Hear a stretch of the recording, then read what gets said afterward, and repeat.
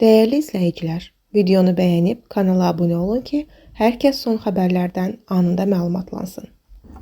Nazirlər Kabineti dövlət informasiya ehtiyatları və sistemləri, habelə elektron xidmətlərlə bağlı layihələrə texniki və səmərəlilik baxımından məqsədə uyğunluq barədə rəy verilməsi qaydasını təsdiq edib.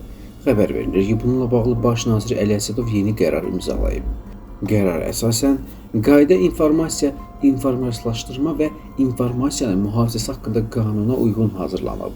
Mərkəzi və yerli icra hakimiyyəti orqanları, dövlət mülkiyyətində olan və paylarının səhmlərinin nəzarət zərfi dövlətə məxsus olan hüquqi şəxslər, dövlət adından yaradılan publik hüquqi şəxslər və digər büdcə təşkilatları, həmçinin yerli özünü idarəetmə orqanları, bundan sonra qurum tərəfindən dövlət informasiya ehtiyatları və sistemləri, habelə elektron xidmətlərlə bağlı təqdim olunan layihələrə onların texniki və səmərəliliyi baxımından məqsədə uyğunluğu barədə rəyin verilməsi qaydasını müəyyən edir. Qaydada istifadə olunan anlayışlar informasiyalaşdırma və informasiyanın mühafizəsi haqqında, elektron imza və elektron sənəd haqqında qanunlar, ölkə prezidentinin 12 sentyabr 2018-ci il tarixli fərmanı ilə təsdiq edilmiş dövlət informasiya ehtiyatları və sistemlərinin formalaşdırılması, aparılması, inteqrasiyası və arxivləşdirilməsi qaydaları, həmçinin digər normativ hüquqi aktlarla müəyyən edilmiş mənaları ifadə edir. Qayda əldə edilməsi məhdudlaşdırılmış informasiyanı ehtiva edən informasiya ehtiyatlarına və